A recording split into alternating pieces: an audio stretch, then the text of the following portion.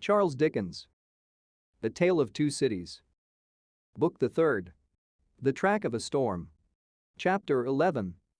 Dusk. The wretched wife of the innocent man thus doomed to die fell under the sentence, as if she had been mortally stricken. But she uttered no sound, and so strong was the voice within her, representing that it was she of all the world who must uphold him in his misery and not augment it, that it quickly raised her, even from that shock. The judges having to take part in a public demonstration out of doors, the tribunal adjourned. The quick noise and movement of the courts emptying itself by many passages had not ceased when Lucy stood stretching out her arms towards her husband, with nothing in her face but love and consolation. "If I might touch him. If I might embrace him once. Oh, good citizens, if you would have so much compassion for us." There was but a gaoler left, along with two of the four men who had taken him last night, and Barcid. The people had all poured out to the show in the streets. Barcid proposed to the rest, "Let her embrace him then, it is but a moment."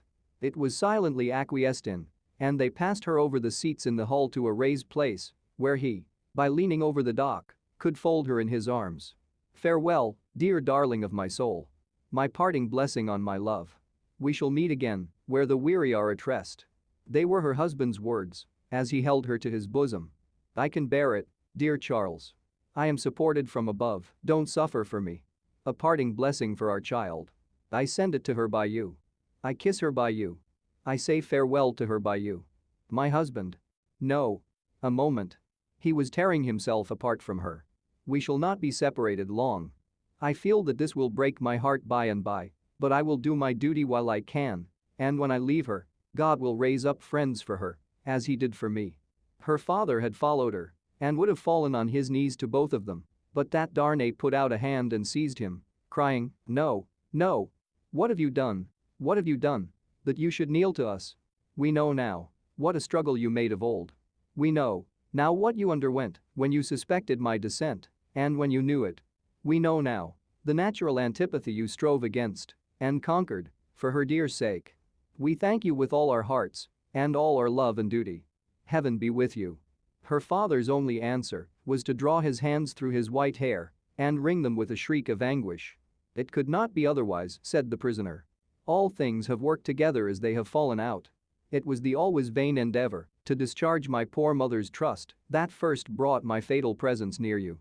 Good could never come of such evil, a happier end was not in nature to so unhappy a beginning. Be comforted and forgive me. Heaven bless you." As he was drawn away, his wife released him and stood looking after him with her hands touching one another in the attitude of prayer and with a radiant look upon her face in which there was even a comforting smile. As he went out at the prisoner's door, she turned, laid her head lovingly on her father's breast, tried to speak to him, and fell at his feet. Then, issuing from the obscure corner from which he had never moved, Sidney Carton came and took her up. Only her father and Mr. Lorry were with her. His arm trembled as it raised her and supported her head. Yet, there was an air about him that was not all of pity, that had a flush of pride in it. "Shall I take her to a coach? I shall never feel her weight." He carried her lightly to the door and laid her tenderly down in a coach. Her father and their old friend got into it, and he took his seat beside the driver. When they arrived at the gateway where he had paused in the dark not many hours before to picture to himself on which of the rough stones of the street her feet had trodden, he lifted her again and carried her up the staircase to their rooms. There, he laid her down on a couch where her child and Miss Pross wept over her. "Don't recall her to herself," he said, softly, to the latter, "she is better so. Don't revive her to consciousness while she only faints." "Oh, Carton, Carton, dear Carton," cried little Lucy, springing up and throwing her arms passionately round him in a burst of grief. "Now that you have come, I think you will do something to help Mama, something to save Papa. Oh, look at her, dear Carton. Can you, of all the people who love her, bear to see her so?" He bent over the child and laid her blooming cheek against his face. He put her gently from him and looked at her unconscious mother. "Before I go," he said, and paused, "I may kiss her?" It was remembered afterwards that when he bent down and touched her face with his lips, he murmured some words. The child, who was nearest to him, told them afterwards and told her grandchildren, when she was a handsome old lady, that she heard him say, "A life you love."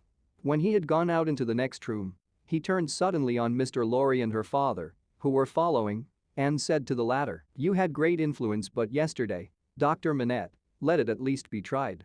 These judges, and all the men in power, are very friendly to you and very recognizant of your services, are they not?" Nothing connected with Charles was concealed from me. I had the strongest assurances that I should save him, and I did. He returned the answer in great trouble and very slowly. "Try them again. The hours between this and tomorrow afternoon are few and short, but try." "I intend to try. I will not rest a moment." "That's well. I have known such energy as yours do great things before now, though never," he added, with a smile and a sigh together, "such great things as this. But try. Of little worth as life is when we misuse it, it is worth that effort. It would cost nothing to lay down, if it were not." "I will go," said Dr. Manette, "to the prosecutor in the President's Strait, and I will go to others whom it is better not to name. I will write too. But stay. There is a celebration in the streets, and no one will be accessible until dark." "That's true. Well, it is a forlorn hope at the best, and not much the forlorner for being delayed till dark. I should like to know how you speed, though, mind. I expect nothing. When are you likely to have seen these dread powers, Dr. Manette?" "Immediately after dark, I should hope. Within an hour or two from this. It will be dark soon after 4. Let us stretch the hour or two.